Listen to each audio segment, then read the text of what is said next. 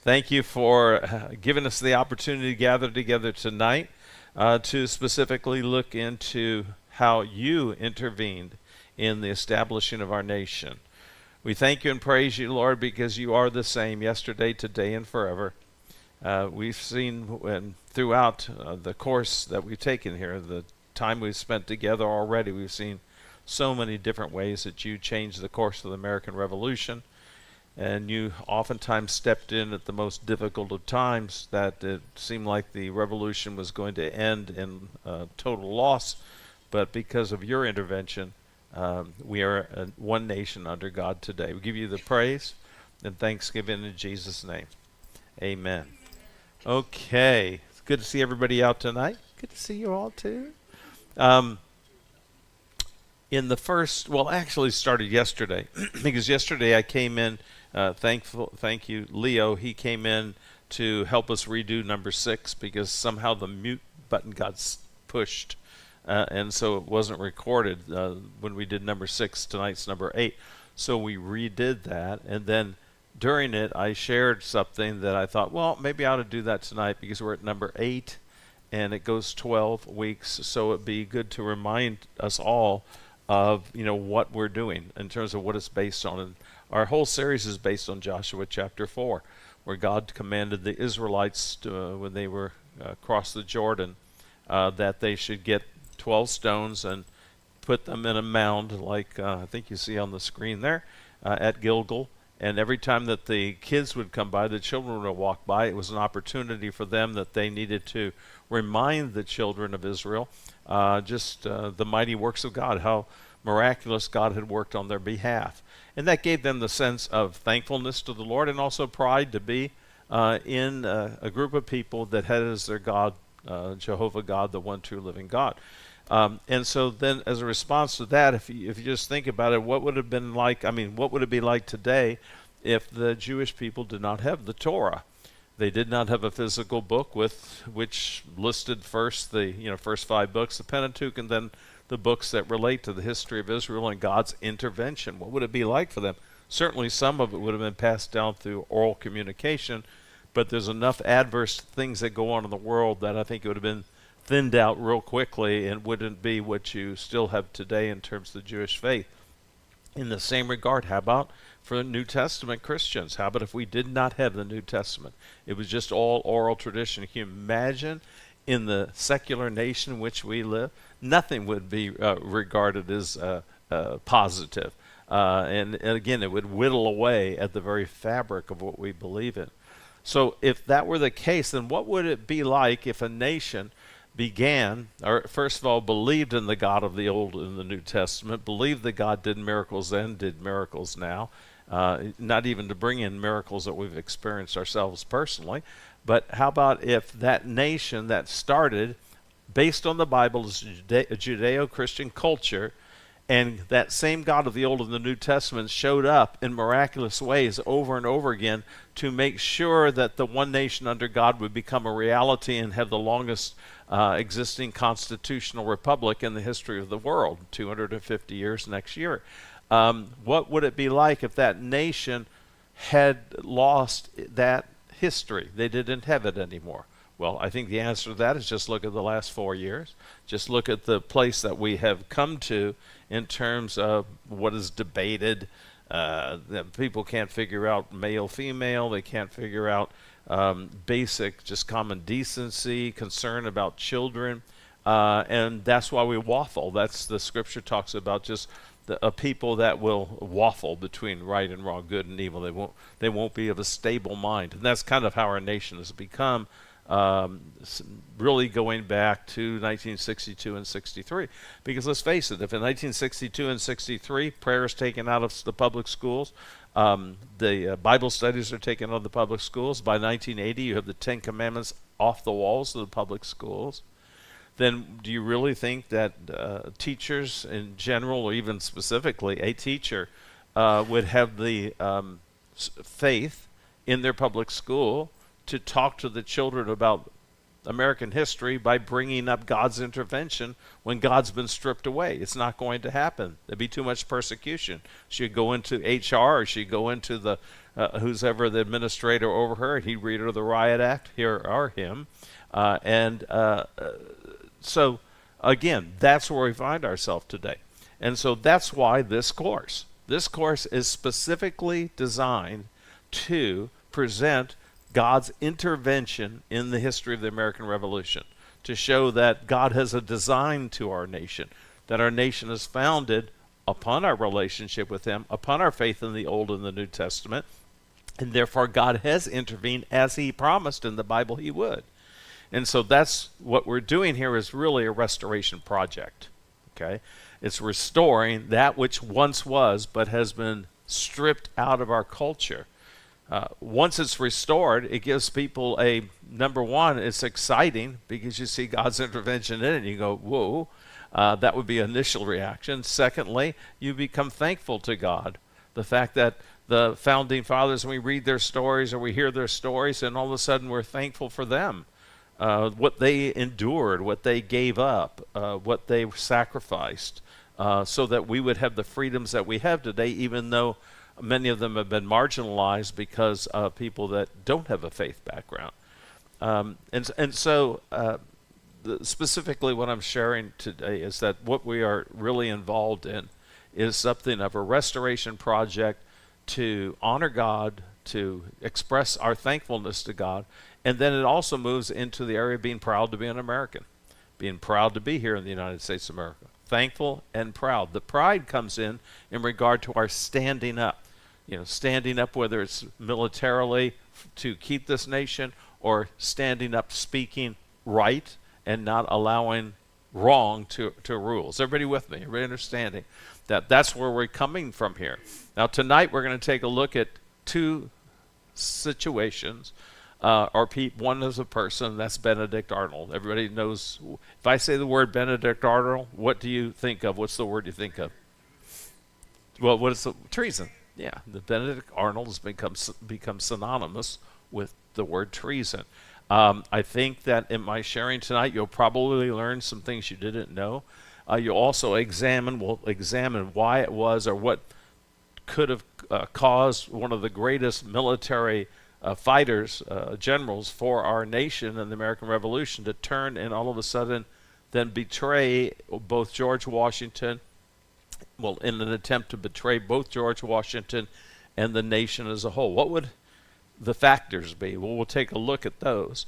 And then the second area we want to talk about is what is considered the greatest military feat or battle plan in the American Revolution, and that is the Battle of Cowpens, South Carolina. Cowpens is spelled like it sounds, Cowpens, because it was a place with many cows and a lot of cowpens. Historically, that's why it was named Cowpens. And we'll take a look at someone that's pretty well known because of the movie The Patriot, and that's General Dan Morgan. And we'll talk a little bit about that along the way also. The main thing tonight, though, is you're going to see 4 miracles.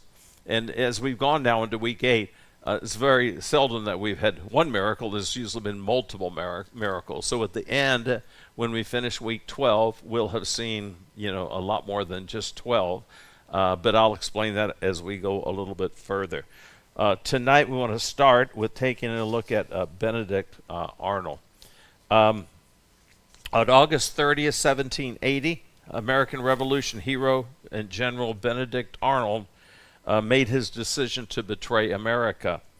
He conspired with British General Henry Clinton, a name that you've heard of before because he was a great general for the British side, Henry Clinton, to surrender West Point for approximately, in today's money, $1 million. Okay, that was the deal. So we're going to see why it is that he might have done that. Again, it won't be to excuse him, because each of us is encounters in our lives, situations where we felt we've been done wrong, where the things went against us and it wasn't fair.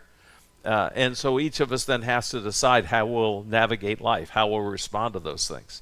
And in his case, what he will take as a wrong will actually turn his heart towards betraying the whole nation, and in particular George Washington.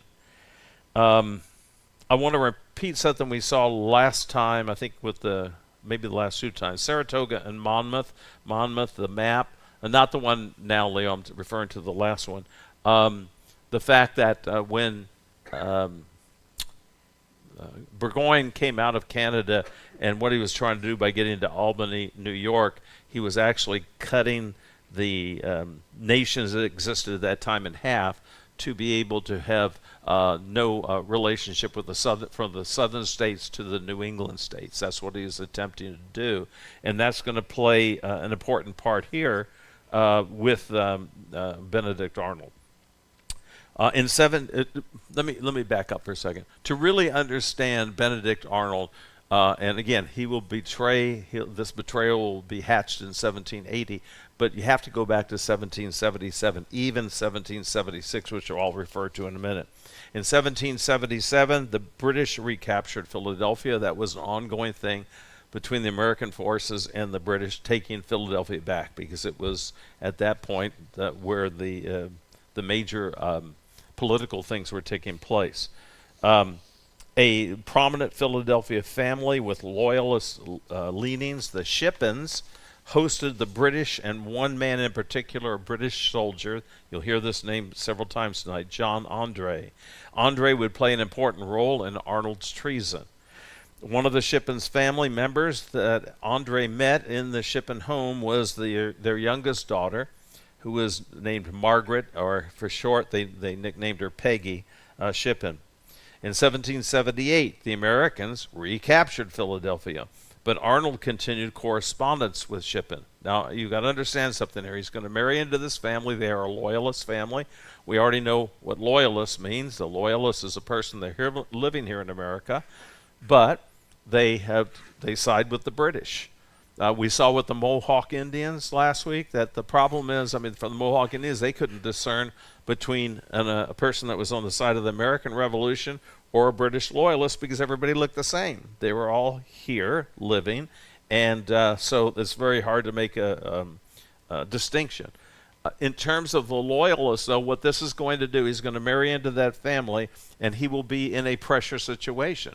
But it won't be a pressure situation that he wants to get out of, because he loves the elite. He loves to hobnob with the loyalists, and they tended to be the owners of a lot of the most prestigious and influential areas that could give help to the American Revolution. As a matter of fact, George Washington and the Congress wanted Benedict Arnold to schmooze with those people, the loyalists, to keep at least a situation that there was still communication. It wasn't so getting one side against the other. Okay, I'm going to share several things tonight, and you're going to immediately start thinking about our present situation now that we've just come through. And it's because Ecclesiastes 1 says there's nothing new under the sun. What was before will be again. When you're dealing with human beings, there's certain things that prop up over and over again. Jealousy, envy, pride, pursuit of wealth as an end goal. So you're going to see things that are human to human nature, and that's what we're going to see with Benedict Arnold also. The Americans recaptured in 1778. Now, let me back again here. We are jumping actually to 1780 for this betrayal, and then Calvin's 1781. And you go, okay, well, what happened from last time in 1778, June, to now? You got 2 years there. Well, what happened was that the Northern campaign pretty much, after Monmouth, became standstill. And so all of a sudden, people that we've heard their names of throughout, Cornwallis, a guy by the name of Tarleton, the major forces of the British are now going to become involved in what is called the Southern Campaign.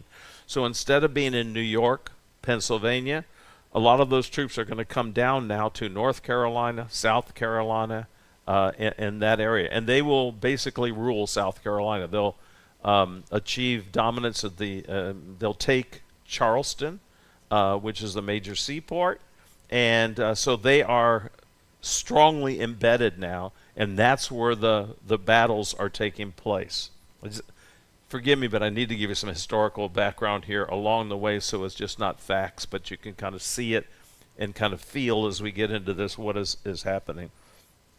Okay, The Americans in 1778 recaptured Philadelphia, but Arnold continued correspondence with the Shippens. Then in 1778, the new Continental military commander in Philadelphia, Benedict Arnold, met with and subsequently married Peggy Shippen. Okay. Also in 1779, the Supreme Executive Council of Pennsylvania, under the direction of the President of Pennsylvania. How many knew that there was a President of Pennsylvania? Well, during the days before our becoming a nation, each locale who was in charge of their area. Pennsylvania had a president. And the one we're concerned about tonight is a fellow by the name of Joseph Reed, because he will be the head of a court-martial of Benedict Arnold. It will not have anything to do yet about his betraying his country. This will be, though, leading up to that time. As a matter of fact, historians say that Benedict Arnold almost got court-martialed in 1776, okay, because of the way he was treating the officers that were under him. He did not always get along well with the officers. He was excellent in the field of battle, one of our greatest generals. But that doesn't mean that you can handle the administrative part of it. That doesn't mean you can handle relational parts of it, and we'll kind of see that unfold.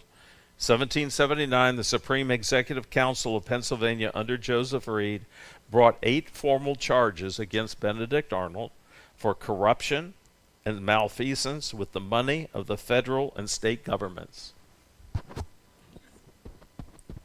Nothing new under the sun, folks. Nothing new under the sun. The 8 counts were eventually dropped to 4 charges, and the court-martial was scheduled for June 1st, 1777. But we have this gentleman by the name of Joseph Reed who did not like Benedict Arnold. So he did something that should be familiar again. He decided, instead of bringing him to justice immediately, he will just string out the whole situation. George Washington came to him. George Washington wanted the matter settled quickly because he wanted him back on the field of battle. He was that important to the American cause. But again, Joseph Reed, he's the president of Pennsylvania. It's in his jurisdiction, and so he's going to prolong it. The proceedings were prolonged until December, although they're supposed to be June 1st. Now we're in December. Eventually, the court, which included a familiar name, the court-martial court included Henry Knox. Okay, deemed it only necessary to. The final result is that he was not convicted to the point of court-martial, but on 2 of the 4 of the 8, they felt the court-martial panel believed that he should be reprimanded by George Washington. That's in a written form, would be in his records, a reprimand for being imprudent and improper, and was given the following reprimand in March of 1778 by George Washington. I got to say something here, that you're going from June 1st to March of the next year. During that time, because of what's ongoing, Benedict Arnold is going to be out of money. He's going to go into debt, and his feelings are going to increasingly turn away from the American cause. So here, now I'm going to share with you, I'm going to quote to you the actual reprimand from George Washington to Benedict Arnold.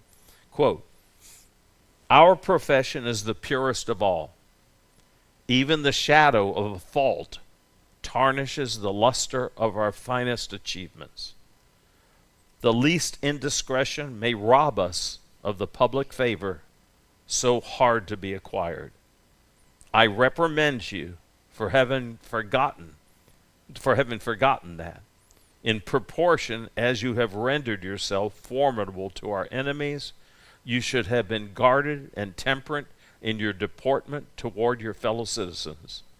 Exhibit anew these noble qualities, which have placed you on the list of our most valued commanders.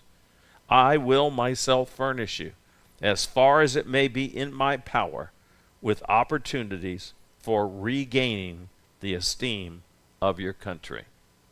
So that was a direct reprimand from General George Washington, and Benedict Arnold did not take it well at all. Enraged by his treatment in Philadelphia, General Arnold resigned his command there in March of 1779.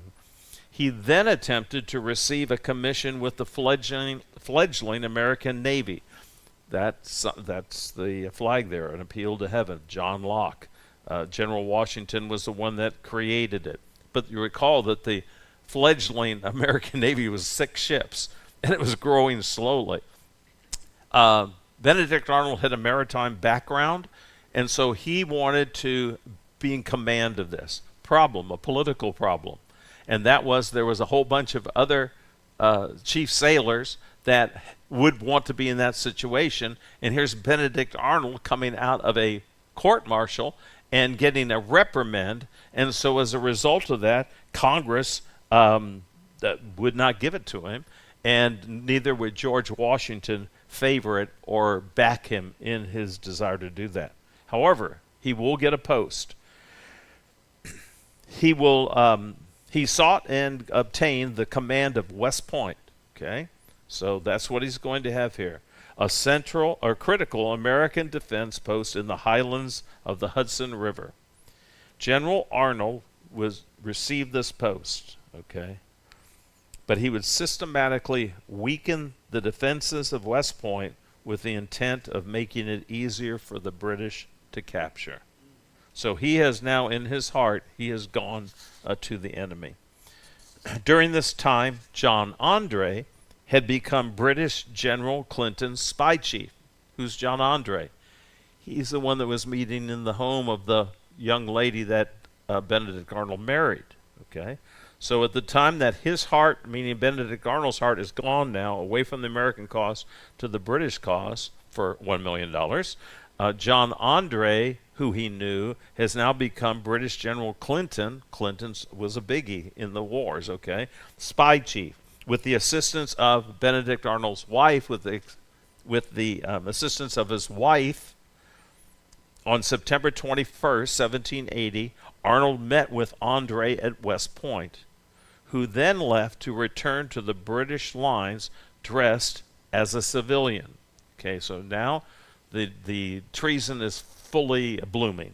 Okay, John Andre is actually, and we'll see in a minute, has been given maps of the area, including West Point, and around it the weaknesses that he himself, Benedict Arnold, created, so that the British could take it over. Okay, that would have been a major occupation, because it would help in separating the South from the New England states, so what would become the states, colonies. What's important to see here is that with John Andre, he will dress in civilian garb. Again, the point that we learned from the Mohawk Indians.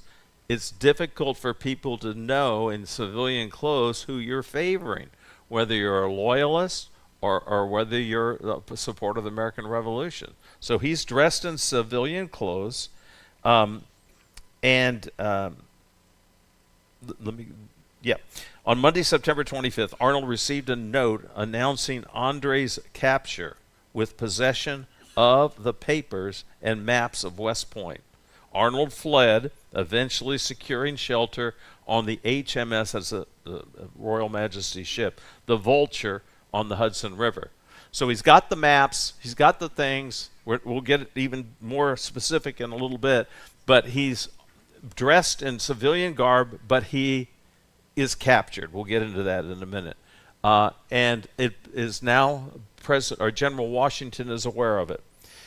So a letter to American General William Heath from General Washington explained, quote, Major General Arnold has gone to the enemy. Again, this is General Washington's writing this. Major General Arnold has gone to the enemy. He had had an interview with Major Andre, Adjutant General of the British Army, and had put into his possession a state of our army, of the garrison at this post, by a most providential interposition. Now, this is what is so important, is when we're dealing with the American Revolution, basically, or any history, you're looking for how the people that lived it then interpreted it. Because if you have a person that has no faith in 1940 reviewing the American Revolution, they're just going to push off to the side any mention of God as superstition or whatever they come up with. But really, if you're going to really know American history, you really have to see it from the eyes, the writings of the individuals that experienced it.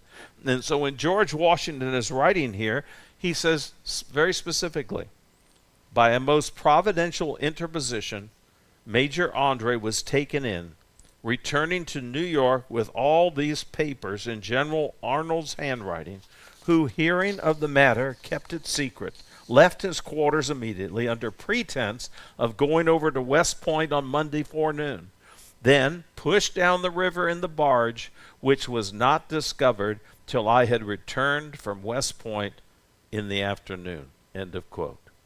So, the deed has been hatched, the treason is bloomed, Washington is now aware of it, and he's letting others know. During Andre's retreat to New York, he had encountered, here's how he got caught. During Andre's retreat to New York, he had encountered a few American militiamen whom he mistook for loyalists. He talked too freely, which aroused their suspicion. They searched Andre once, twice, and then a third time, and discovered the incriminating papers in the heel of his boot. They were offered, General Washington wrote, speaking to the men that caught Andre, they were offered, quote, a large sum of money for his release, and as many goods as they would demand, but without effect. Their conduct, speaking now of the gentleman that refused to take the bribe, their conduct gives them a just claim to the thanks of their country. They arrested John Andre and marched him back to West Point to Benedict Arnold's office. Arnold, realizing his treason had been uncovered, escaped to England on the British ship Vulture and became an officer in the British Army. Major John Andre was hanged in October 1780 in response to the earlier British hanging of 21-year-old American spy by the name of... Who was the 21-year-old American spy? That was hanged. Nathan Hale. What's he famous for? What's the statement he made? What did he say? Nope, who's that? Who said give me liberty, give me death? Patrick Henry. What did Nathan Hale say? I regret only that I have but one life to give for my country. That's his, okay? And so, again, because of the precedent that had been set on the British side, when this traitor was caught, because the British felt that Nathan Hale was it was a spy, I should say, not a traitor, spy, they decided they were going to hang John Andre in response. On September 26, 1780, General Washington wrote, quote, treason of the blackest dye was yesterday discovered. General Arnold, who commanded at West Point, lost to every sentiment of honor, of public and private obligations, was about to deliver up that important post into the hands of the enemy. Such an event must have given the American cause a deadly wound, if not fatal stab. Happily, the treason has been timely discovered to prevent the fatal misfortune. The providential train of circumstances which led to its discovery offers the most convincing proof that the liberties of America are the object of divine protection. That's how George Washington viewed it. I mean, think about that for a second. Arnold planned to betray West Point on the very day that George Washington was going to be there to inspect it. General Washington wrote to Lieutenant Colonel John Lawrence, quote, in no instance since the commencement of the war was the interposition of Providence appeared more conspicuous than in the rescue of the post and garrison of West Point, from Arnold's villainous perfidy. Anybody want to tell me what perfidy means? I'll tell you what it is, because in the first group I didn't know. I said, hey, anybody know what Meryl's here? And Meryl's always looking up things to check. So I said, Meryl, give me perfidy. What is it? And she looked it up, and it means untrustworthiness or deceitful. Okay? So it was the object of deceit that we're talking about there. The Continental Congress was so glad that this plot was stopped that they issued a day of thanksgiving on October 18, 1780. Quote, in the late remarkable interposition of his watchful providence, in the rescuing the person of our commander-in-chief and the army from imminent dangers, at the moment when treason was ripened for execution, it is therefore recommended a day of public thanksgiving and prayer, to confess our unworthiness, and to offer fervent supplications to the God of all grace, to cause the knowledge of Christianity to spread over all the earth. So when you hear people say, well, we were in a Christian nation, what we were a nation that was based on the Judeo-Christian tradition, and therefore we believed in God, in Christ, in the Christian principles. Okay? And so let me ask a question of you. That statement there, to cause the knowledge of Christianity to spread over all the earth. Where does that come from? Where did you hear that before? Back in the very first week that we were here. What does that go back to? Anybody remember? When France was coming into the country and they were trying to take the country. Thomas Prince in his prayer, right? But even before that, that was 1745. You've got to go back to 1607. 1607, Cape Henry. That was where they came, and the preacher, the pastor, he put the cross into the ground and entered into a covenant with God on the sending out of the gospel, not only to the indigenous peoples of this North American continent, but to the world. It was a covenant he entered into, and if you recall when I read it, it said, to us and all future generations. Okay? So 1607, here we are, over 100 years later, actually 173 years later, and there's the reference point right there. All grace to cause the knowledge of Christianity to spread over all the earth. 3 years later, Yale President Ezra Stiles, who we've heard a couple times before, stated on May 8th, 1783, quote, a providential miracle detected the conspiracy of Arnold, even in the critical moment of the execution of that infernal plot in which the body of the American army, then at West Point, with His Excellency General George Washington himself, were to have been rendered into the hands of the enemy.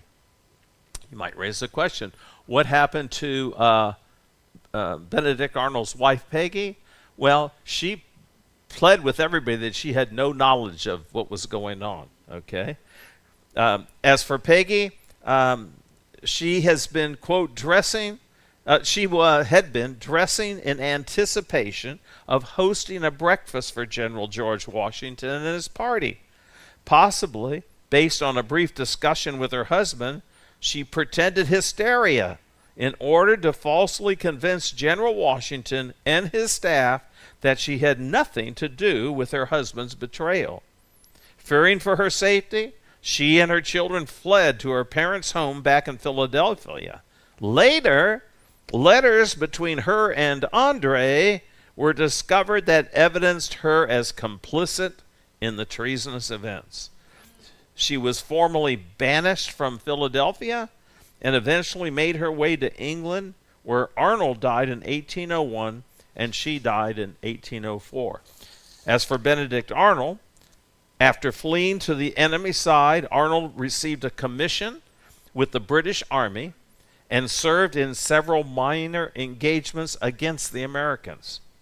After the war, which ended in victory for the Americans with the Treaty of Paris in 1783, Arnold resided in England. He died in London on June 14, 1801, at the age of 60.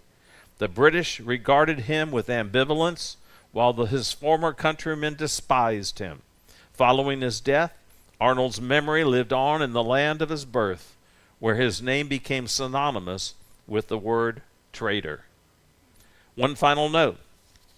General Washington attempted to capture Benedict Arnold.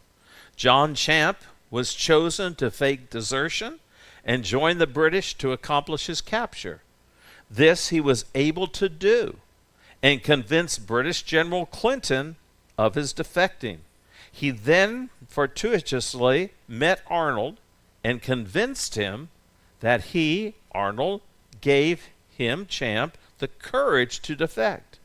Champ then planned his capture of Arnold, but on the planned day, Arnold was reassigned, and Champ never again had the opportunity to complete his orders. That's close. Have you ever noticed how in life things are that close? He had it all planned to the very day.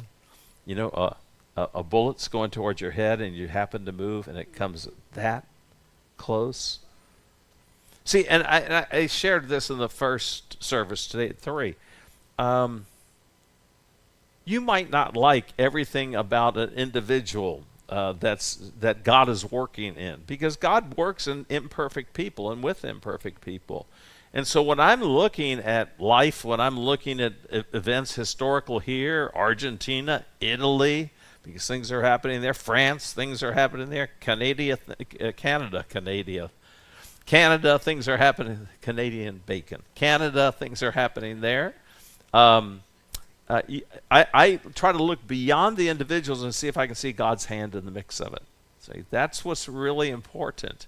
And so, and again, as we've seen here tonight, as we saw 2 weeks ago, there was multiple people that did not like George Washington. They attacked him. They were jealous of him, envious of him. But when the hand of God is on an individual, it's not going to work, okay? And so here, Benedict Arnold ends up being synonymous with treason and lives on in ignominy, I think is the word. Is that right? Ignominy? It's something like that. Okay. All right. Any questions at this point about Benedict Arnold? Let me ask you a question. Why, listening to his life story, why do you think he turned? Why do you think? Because think of the jump. What? I think that's one thing, but what else? Money, okay. Couldn't get anybody to. Well, he was in debt. But what else? He liked that girl. Well, yes, the loyalist family, I think that played a part. But what I'm trying to get to is the fact that he had that direct from George Washington reprimand that he got really, really angry at. Okay? And so I think pride comes in here. And if you look back at him, his character, going back like to 1776, you can see some flaws in there that could move a person to that type of resentment, anger. General's reprimanding me and I'm Yeah, on the battlefield. yeah. Oh, another thing that I didn't point out. In the court-martial, 12 people were on the board, and none of them at that point were as high as his command. So he had a bunch of guys that were in that court-martial that were lesser grade than him, and he was having to sit there as an accomplished general. And, again, that's why I said pride comes into this thing along the way, too. Yeah. So that is one miracle. You ready for 3 more? Here we go. The Battle of Cowpens, South Carolina. On January 17th, 1781, we're still in 1781, the British and Patriot forces met at the Battle of Cowpens, South Carolina. The Southern Patriot Army had suffered devastating defeats during 1780 and 1779. Remember now, we're 2 years ahead. I'm not choosing. What we're presenting here on Wednesdays is not a total history of the American Revolution. There are so many battles, some of them large battles, and then so many skirmishes that are going on during this whole period of time that would be, you just can't do, I couldn't do that, nor would I want to do that, because I am looking for God's miraculous hand that kept this thing going, because there were so many times that it could have been all over, and we could today still be part of Great Britain. Or if Britain got us and then France beat them or Spain beat them. There's no telling who we could be today.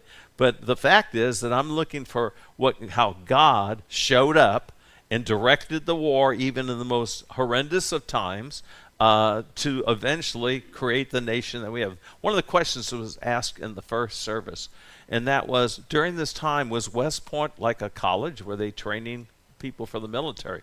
The answer is no.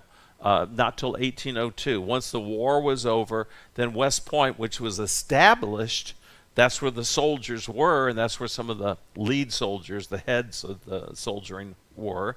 That was during the American Revolution. Once we get to 1802, then what we know of West Point today would be inaugurated, and all of a sudden people for future military involvement would be attending and then graduating from there.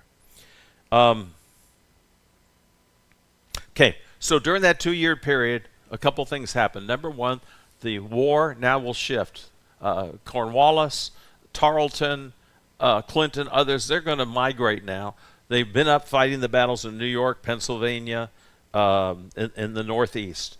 But now there are those same armies are going to come down for what they call the Southern Campaign, and that's where these things are happening. I think I mentioned that a minute ago, but again, I just wanted to get us understanding where we are right now. Under the leadership of Daniel Dan Morgan and Colonel William Washington, who was second cousin to George Washington, the Patriots employed that what would later be referred to as the tactical masterpiece of the American Revolution and lead to final victory for the American forces, which will be at Yorktown. The British force was led by 26-year-old Colonel Bannister Tarleton, known as the Butcher. Now, if you watch the movie The Patriot, they are going to choose something horrendous in the person that's depicted as Tarleton. Okay, I think they call him Tarleton or a name close to that in the movie. By the way, the movie's R-rated, but there's no nudity and there's no foul language. It's based on, it's brutal. Okay, it's, you know, the blood and everything, the war, the bayonets going, yeah, that whole thing. So that's why it has an R rating. But Tarleton, in that picture, these people come back to their town, men, women, boys, and girls. He calls them all to a church. He talks to them in church, then locks the church and burns down the church with everybody in it.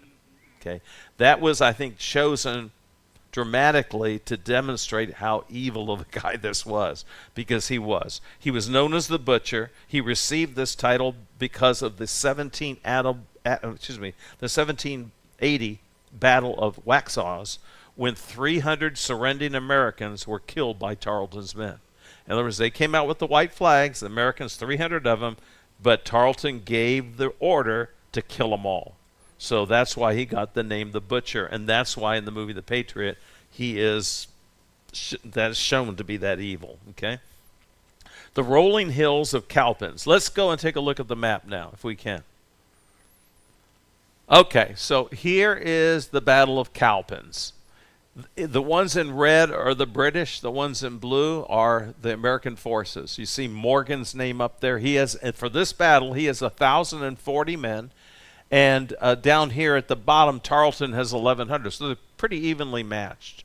Okay. Again, historically in the American Revolution, that would be a mismatch because of the fact that the British were so better trained. However, we've already seen what happened at Valley Forge. Now the American troops are well trained. And so now it's going to be a much more even match. Now it's going to be a matter of who can come out with the best plan. It sounds like football, doesn't it? I mean, you come up with the best plan, you'd analyze the enemy. Well, in terms of psychologically, that's what Morgan did. He knew the character of Tarleton. He was known as, let's say, could be, what's the word? Not rambunctious, overzealous. I like that, yeah. And so he's going to play on that, and he's going to come up with a scheme. And that scheme will be to fool him into thinking in terms with pride that the American armies are not that big. They're just, they come out with, you know, pot shots, and then they run, okay? And so that's what he's going to, Dan Morgan's going to base his a plan on. And I'm going to read to you some specifics in just a minute, but I just want to show you the picture. They're going to come up here, and here's the plan. You've got the Carolinas and the Georgians. That's the people from those two states that are the best shooters, the sharpshooters for the Americans. That's who Dan Morgan puts up front. That's those little dots there. If you can see that okay. So what his plan is going to be is for the sharpshooters to wait, and then to fire. And in the movie, he's going to say to his men, even though, again, the movie is only partially factual, okay? The Dan Morgan is not Mel Gibson. Mel Gibson is a combination of a bunch of guys from the American Revolution. But in the movie, he's going to say, all I'm asking of you men is to shoot twice. That's all I want from you. Shoot twice and then leave the field of battle. That's what he's going to say in the movie. And basically, that's what history says Dan Morgan told the sharpshooters. You shoot once, then you reload. Shoot again, and then what I want you to do is run back to Pickens' group, right back there, the militia, Pickens' militia. Because we think that they are going to chase after those sharpshooters. They're going to see just a small group of guys. They're going to start, Tarleton's British force is going to run after them. Then when they get to the second level, he's got a plan there, and then eventually to the third level, and the third level is then going to lead to Washington's cavalry coming in from behind. Let me read to you specifically how it was done. The rolling hills of Cowpens provided a perfect setting for Patriot General Dan Morgan's plan. He instructed his militia sharpshooters to engage the enemy with 2 rounds of fire, aiming at the British officers and then running in retreat. British General Tarleton believed the sharpshooters were running scared, so he ordered his men to charge in pursuit. As the British charged over a rolling hill, which obviously you can't see what's in the next one, okay, the retreating Patriot sharpshooters reached the second wave of the Patriot army, who had been waiting for the British. The sharpshooters were absorbed into the Patriot second wave, and the second wave opened fire on the British. Then, having reloaded, the sharpshooters fired again on the British. At this point, Tarleton believed this was the back end of the Patriot resistance and continued the pursuit. Then, both the first and second waves retreated. And as the British came over the next hill, they saw the third and most formidable Patriot force. At this point, Tarleton ordered his 71st Highlanders to come in from the flank. Again, the Patriot army retreated, and the British charged in hot pursuit. However, this part of the Patriot army reached a predetermined location, turned, and having this time reloaded as they ran, fired from nearly point-blank range, killing a large number of the British. At this point, and if you see the movie, typical in war, the British thought they were catching up and they were going to beat them. So they are now fixing bayonets as they're running, expecting to enter into hand-to-hand combat, bayonet-to-bayonet combat, okay? And so all of a sudden when they are loading on the run and turn around and shoot them, it's easy to pick them off. At this point, the previous 2 retreating Patriot lines circled a hill, that's that blue line coming off from the side, and attacked the British flank, resulting in over 800 British surrendering and the Patriots winning this decisive battle, although Tarleton escaped, and in the movie he escapes also too. Upon hearing of this defeat, General Cornwallis became livid, and leaning heavily upon his sword, broke it in 2. Enraged, he determined to find and destroy General Morgan's army.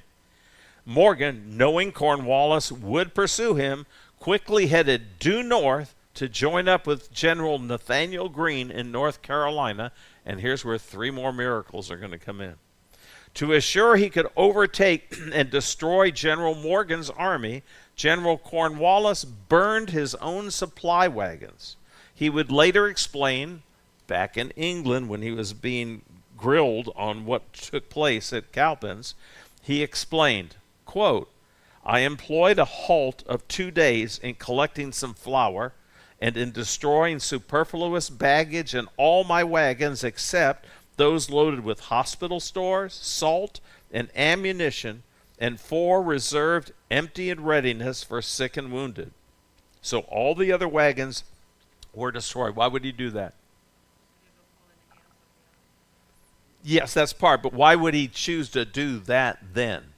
He's wants to catch up with Daniel Morgan. It's slowing him down. So he wants to be as quick as he can to get to Dan Morgan. And remember, he has the larger part of the army. I'm speaking of Cornwallis. On Sunday, January 28th, Cornwallis' army began their pursuit of the Patriot army. General Cornwallis' army arrived at the west bank of the Catawba River just 2 hours after General Morgan's army crossed the Catawba River. But a sudden storm caused the river to rise and was completely impassable. This providential intervention would prove pivotal in the success of General Morgan's retreat. The British nearly overtook the Patriot army a second time at the Yadkin River. That's the next one. But yet again, a storm, right after the Americans got over, but a storm caused the river to flood, delaying the British pursuit. Now 2 providential interventions enabled Morgan's army to stay just out of the grasp of Cornwallis's troops. The race was now on to the Dan River. If the Americans could cross before being caught by the British, they would have the protection of the larger Nathanael Greene-led army in North Carolina. As a result of a third providential intervention in the form of rain and a flash flood, the British could only look across the Dan River to see General Morgan's army on the other side. The British commander Henry Clinton wrote, now remember the name, Henry Clinton. He's one of the big generals involved in this whole campaign we sent into the American Revolution. And also significant is this is not just the Americans' viewpoint on it. This is a British general's viewpoint on what had just transpired. And here's British Commander Henry Clinton's quote. Quote, "Here the Royal Army was again stopped by a sudden rise of the waters, which had only just fallen almost miraculously to let the enemy over. The enemy who could not else have eluded Lord Cornwallis's grasp, so close was he upon their rear." In March of 1781, General George Washington wrote to William Gordon, quote, "We have abundant reasons to thank Providence for its many favorable interpositions in our behalf. It has at times been my only dependence, for all other resources seem to have failed us." Then on October 20th, 1781, General Washington wrote, quote, "To diffuse the general joy through every breast, the general orders divine service to be performed tomorrow in the several brigades. Troops not on duty should universally attend with that gratitude of heart which the recognition of such astonishing interposition of Providence demands." Once again, the American troops were supernaturally spared, and this time the miraculous events at the Three Rivers would lead to the against all odds victory at Yorktown and the conclusion of the war. So again, just time after time after time, in the most critical of situations, things just happen to go for the American forces. And that's why I said when you're a believer and you're trusting in God with all your heart, even willing to go to death as these guys were, there are no coincidences. There are only God incidences. If you trust in God, He promises to be there for you. If I can have 2 of the young ladies to come up here, if you'll hand these out. These are the synopsis, the one-page synopsis. We'll go over it. Then I've got something to hand out for you tonight.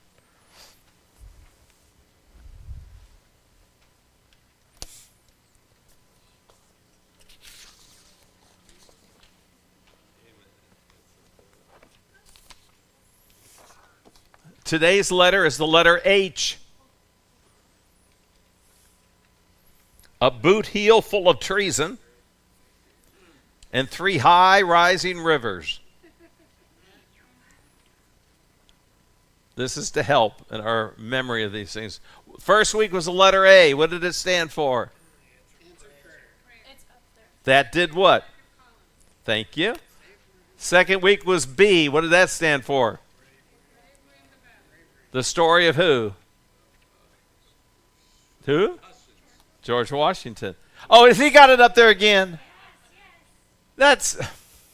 Try not to look at it. What was week 3 for C? And a whole lot of cannons. Henry Knox. Week 4. D. Yes. So what is it? A dense fog and divine deliverance. Is that right? And that's the story of the Battle of Brooklyn Heights. E. What was that one? No equal, because this would again establish George Washington as a man whose God hand was on. And then last week, F. No, the week before, F.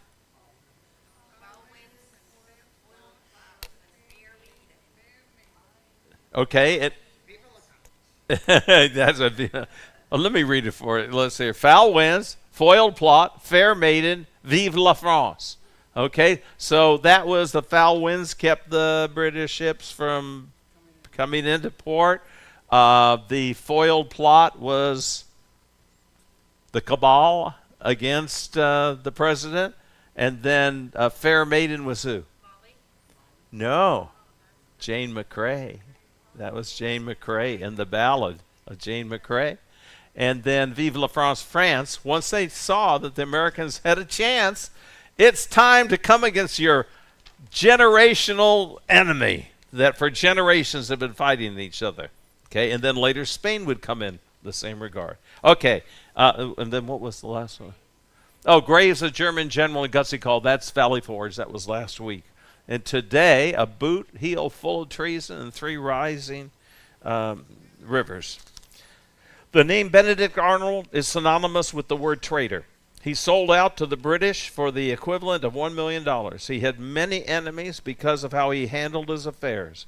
He proved himself on the battlefield, but left much to be desired in handling the administrative side of military life. Although he survived his court-martial with only a written reprimand, he chose to work against his country and eventually attempt to turn West Point and General Washington over to the enemy. Only because God intervened was the treason discovered in the what? Heel of his boot. Oh. Yeah. Oh, okay. I used the word his there, and I go, I could have capitalized that H too. Okay. The Battle of Cowpen, South Carolina, January 17, 1781, would lead to the eventual surrendering of the British at Yorktown, which will be next week. We'll take a look at Yorktown. American General Dan Morgan was pitted against British General Tarleton. Morgan devised a plan to fool Tarleton, and it worked. Then, following the Americans' victory at Cowpens, Morgan and his men knew General Cornwallis would try pursuing Morgan as they fled to North Carolina. 3 times God intervened, enabling the Americans to cross the Catawba, Yadkin, and Dan rivers, only to stop the British through storms that caused the rivers to rise, delaying Cornwallis until it was too late. Okay? And again, hopefully these sheets will just kind of help to rethink. I like the picture of Cornwallis being so enraged that he leans on his sword and it breaks in 2. Okay, I got something for you tonight. Not a stamp, because they didn't have individual stamps ever made of the Battle of Cowpens. But what they did do was made a postcard embedded with the stamp. And it says, Battle of Cowpen, 1781. This was produced in 1980. So 90, 2000, 210. So these are 45 years old. And so if you young ladies would give one to each. One to each.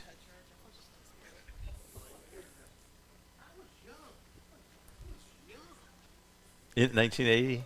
Oh my goodness, I graduated. They didn't tell the good guys to the bad guys.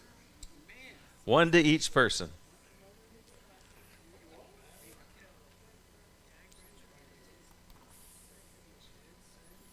Yeah, each person gets one. It's not like one per family or anything. It's one per person. I have a definition of perfidy too. The quality or state of being faithless or disloyal, Yep. treachery, Yep. an act or instant. So if anybody's ever on your nerves, you just look at them and say, "I do not accept perfidy," and then they'll leave. You won't even know. They won't even know what happened to them.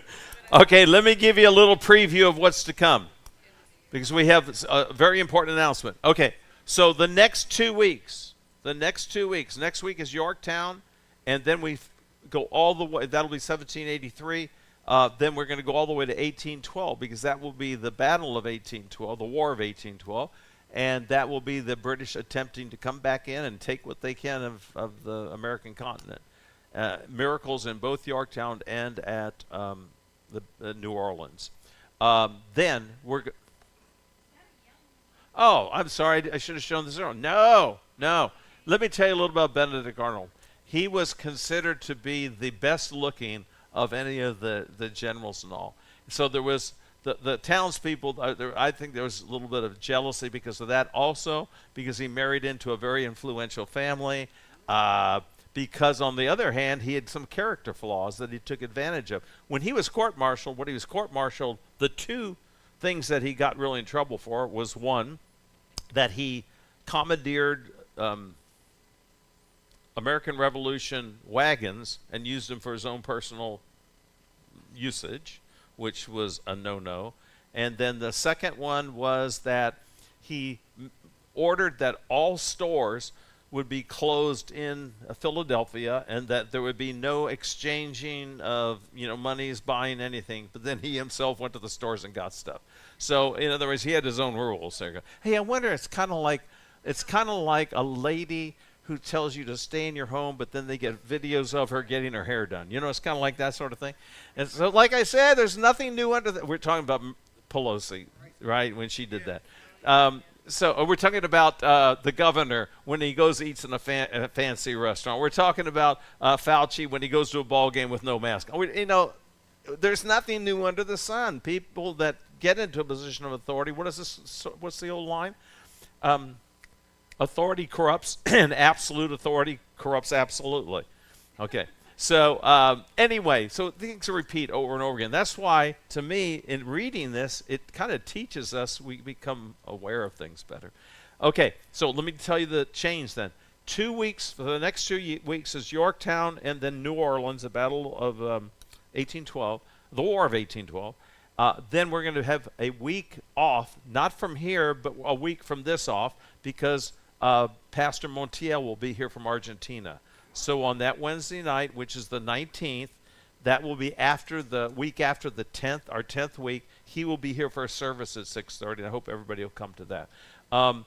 Then the last 2 weeks, since we're done with the War of 1812, we're going to deal with what I consider the two most disarming issues that you will deal with when talking to people of the American Revolution. Number one will be slavery. They were all just slave owners. I don't have any respect for them. I could care less about them. Anybody that owns a slave, I don't believe in anything they did. And it goes like that. And you can even pick out the different ones and deal with it. So we will take a look historically at slavery and see what the truth of it was, okay? And how ardently our leaders, like Thomas Jefferson, like George Washington, who owned slaves, why they owned slaves, why they didn't get rid of their slaves, historically, and it will help to disarm that, because that's really not a fair judgment based on history. Then the final week, we'll be taking a look at the issue of Thomas Jefferson, who's one of the cornerstones of our nation's history, and he is the one that is accused of having a child or children with Sally Hemings, who was his slave. And and we'll give you all the information to show how that was disproved, how the person that actually started that rumor back in Thomas Jefferson's when he lived, how he recanted of it and told specifically why he made it up. But that doesn't mean it's going to stop going. Just like maybe something like a Russian collusion or something like that. It just look, if people are there, if the media is there, if people in power are there and they want to keep things going, they will, even when they've been disproved. Okay, this is very important too, because that, again, in conversation, that's going to be one of the chief issues you run with. So what I decided to do was to combine a couple of the weeks, like I did last week and like I did this week, so that we would be able, at those last 2 weeks, to be able to deal with those two critical issues. Okay, is that okay with everybody? Okay, it is what it is. Okay, so any questions tonight? Any questions or thoughts about either Benedict Arnold or this Battle of Cowpens? Well, I have a question Yes. about Thomas Jefferson. Yeah. Though was never a Christian, Uh-huh. he was a deist, and so was Ben Franklin. They were both known as having a lot of growth. I don't know if that's true or not. Yeah, it isn't. They were called deists, but what we'll do, and I'm glad you brought it up, Stanley, we'll determine by their own writings whether a deist, because you've got to take the classical view of what a deist is. A deist believed in a clockmaker or watchmaker God, that God created the universe, wound it up, and then has no personal relationship.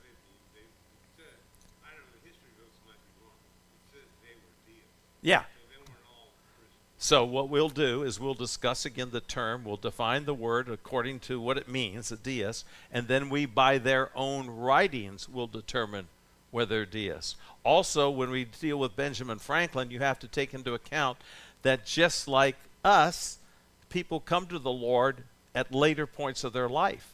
And so they might have had a profligate lifestyle early in life, but as they get older, if their writings begin to change, unfortunately, that's the issue we deal with help me here, Common Sense. What's his name? Common Sense. Who wrote Common Sense? Somebody look it up on your thing right now. I mean, I know this. Yeah, Thomas Paine. He also wrote The Crisis, and we've already quoted from The Crisis. Yet, because of his experience coming in the war, he ended up going towards atheism and became an atheist, although when you read The Crisis, he was writing Christian. So you have to come to the realization that some people come through critical situations where they see things that they may come out at a place that you wouldn't want them to come out at. Well, I have, that's why I've had sincere doubts Yeah, about yeah, the infallibility of the whole Bible. right. But even our president, who I voted for, Yes, Trump. you're getting as bad as me, Stanley. I heard like Trump had a conversion of Yes. his mind, and he did, because I heard that he was for abortion at any time, Right, about 5 years earlier. right. So he had a big change of conscience. Yes. But also, he that doesn't make him a born-again Christian. No. It makes him a more moral person. Correct. Absolutely. Yes, Philip. But Thomas Paine Yes. almost lost his whole mind. You know, he died pauper. Very Correct. They couldn't find a place to bury him, so they put him in a field. No one wanted him. But he lost his mind. They said that he was always, he became bothersome, and they Mhm. isolated. He isolated himself, but they isolated him too. Absolutely. And I've got the letter, not the original letter. I have the copy of the letter that Benjamin Franklin wrote to Thomas Paine, warning him about the road that he was going down after he created Common Sense, or actually as he was getting ready to produce it or to present it. Yeah, and again, some of us come to the Lord later in life, other people deny the Lord. That's just a fact. How you handle, that's why I began tonight saying how you handle tragedy, how you handle. Won't use you neither. The what, Chris? It doesn't mean that God won't use you neither. That's exactly right. He uses a donkey. Right? Didn't he use a donkey? I've known some donkeys. Yes, Philip? Anybody else? Yeah. Hey, these are great questions, and you got to deal with them. You got to deal with them. And again, you need to deal with these issues not by people writing in the 1940s and the 2010s. You got to go back to the original writings and track them and see if the person. I remember sitting in San Diego State, and let's see, who was it? We were reading a book. It was English, and we were to read a couple books by, okay, where is it?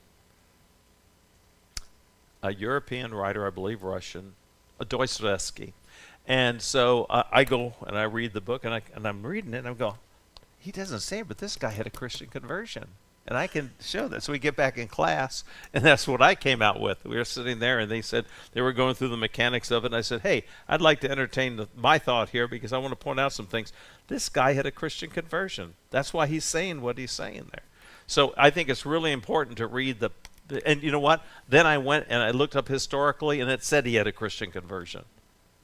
So you can tell. You can tell when a person has changed. And I've said many times, myself, I kind of, if you would, evolved, but not really, because I always saw myself as a social democrat and a fiscal Republican. Not now. I don't see myself as a social democrat, but it was because I saw that led me to live like I lived, meaning during a seminary to inner city, go to inner city LA and minister.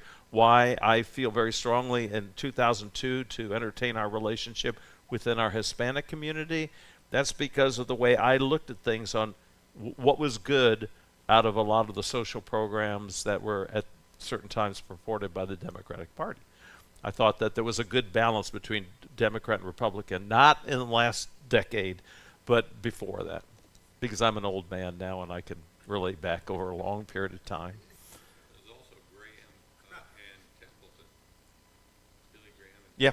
Templeton. Mm-hmm. I mean, those guys were really close and knew each other and everything, and then both totally opposite. Right. Right. All right, gang. Same time, same channel. Oh my goodness. 6:30, 7:30. We went an hour and 20 minutes. Oh my. You're a good group. You're a good group.